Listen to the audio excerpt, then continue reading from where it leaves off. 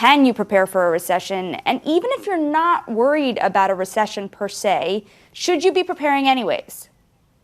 Excellent question, Shanali. And look, the big risk for consumers in a recession is that they lose their jobs. Now, we don't want anyone to panic. We don't know if there will be a recession, but this is a good question to ask yourself anyway from a personal finance standpoint. What would you do if you knew that you were going to lose your job next week?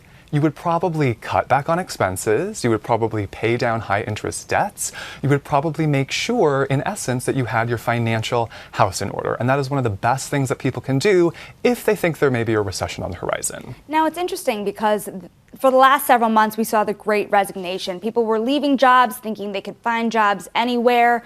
There were a lot of jobs available. There still are a lot of jobs available. So why now are we still worried about jobs potentially being lost? Yeah, I think the big concern is that if there is a recession, the economy would effectively contract. And that would mean that there's just less economic activity going on. The need for workers could potentially be lower. Now, we don't know if that is going to be the case. There are, of course, some indications that that could be. And that's why it's really good for people now to start thinking about what could happen, especially if they haven't been through a recessionary situation before, which, Shanali, I think you and I remember well from our days starting off in the workplace, what that was like. And it was difficult. It happens quickly, right? So it does. It happens quickly. There's also other things that are about to happen. Student loan moratoriums ending. Are there other reasons that people might find that their spending power is diminishing, especially with so much inflation that we're seeing?